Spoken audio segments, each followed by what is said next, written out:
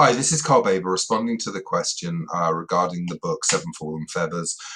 Can Indigenous people and settlers move forward together as one and live in harmony? I'd like to think the answer to that is yes, and I'd like to think that most people in Canada would say the answer is yes. However, having read this book, I understand that there is a lot to do before that goal can be achieved. And there is a lot to do that falls on the responsibility of settlers to achieve that.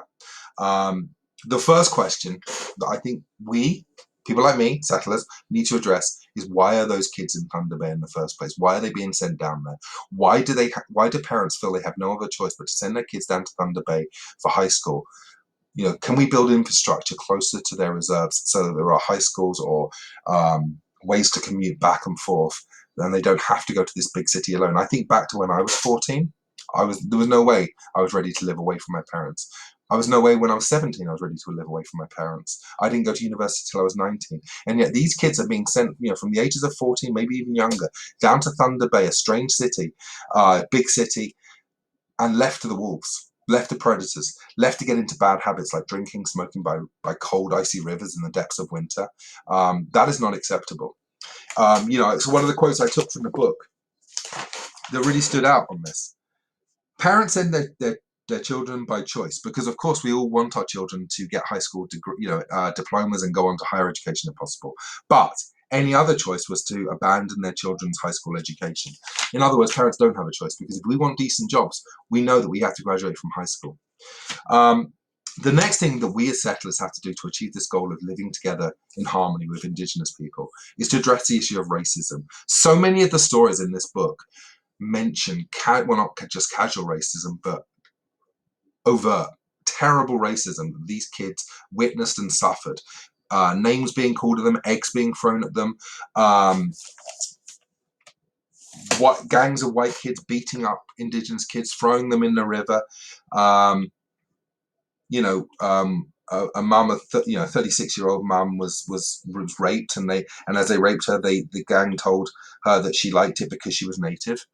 What can we as settlers do to educate people, to punish people, to stop these hate crimes from occurring, and begin to right the wrongs that are going on in terms of racism? The next thing that we need to look at is how the police handled this. Why were the police so inert, so ineffective in dealing with these issues?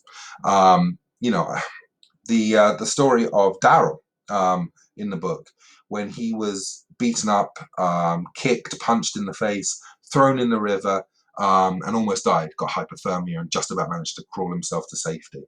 The police said that they would get on to this investigation, and then he didn't hear from them again for years, and no one was ever charged for this crime. A gang of white kids surrounding him, beating him up, throwing him in the river, could have killed him, almost did kill him, and yet the police never even kept in contact with him to let him know how the investigation was going. When dealing with the issue of Paul's death, the Thunder Police issued a 2-line press release saying a 15-year-old boy body was recovered, foul play is not suspected, yet his death was in mysterious circumstances. No one can explain why he was by the river, why he was in the river, and so on. So why were the police so quick to rule out any kind of homicide? The final thing that I want to deal with is going beyond the police. We look at the government. How can the government correct these things? And again, in the book, they did not do enough. So the inquest into these 7 kids' deaths, the families, by the end of this inquest, got no answers.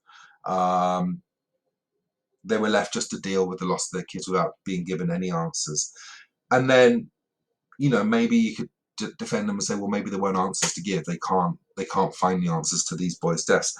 But then they come up with these suggestions. I think it was 163 suggestions for making things better in Thunder Bay, and yet by the end of this book, barely any of them have been implemented.